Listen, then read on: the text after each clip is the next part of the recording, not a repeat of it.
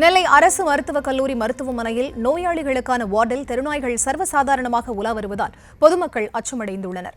இதுகுறித்த கூடுதல் விவரங்களோடு இணைகிறார் செய்தியாளர் ராஜா. அவரிடம் பேசலாம். வணக்கம் ராஜா, விவரங்கள். திருநெல்வேலி அரசு மருத்துவக் கல்லூரி மருத்துவமனையில் நாள்தோறும் ஆயிரக்கணக்கான உள் மற்றும் வெளி நோயாளிகள் வந்து செல்கின்றன. இங்கு பல்வேறு நோய்களுக்கும் தங்கி சிகிச்சை வரும் நிலையில் மருத்துவமனை வளாகத்தில் அதிக அளவு தெருநாய்கள் சுற்றி வருவதாக குற்றச்சாட்டுகள் எழுந்து வருகிறது.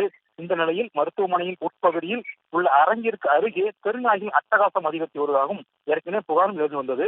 மேலும் இந்த நிலைக்கு சமூக வலைதளங்கள் அந்த தொடர்பான வீடியோ காட்சிகளும் பரவி வருகிறது. நோயாளிகள் இருக்கும் அருகே சுற்றி வரும் நிலையில் பொதுமக்களை நாய்கள் அச்சுறுத்தி வருவதாக குற்றச்சாட்டுடன் சமூக வலைதளங்கள் அந்த காட்சிகள் பரவி வரும் தொடர்பாக மாநகராட்சி மற்றும் அரசு மருத்துவமனை நிர்வாகத்திடம் கேட்டபோது தெருநாய்களை கட்டுப்படுத்துவதற்கான நடவடிக்கைகள் மேற்கொள்ளப்பட்டு வருகிறது. அங்குள்ள நாய்களை உடனடியாக பிடித்து வெளியே கொண்டு செல்லப்படும் என மருத்துவக் கல்லூரி முதல்வர் தெரிவித்துள்ளார்.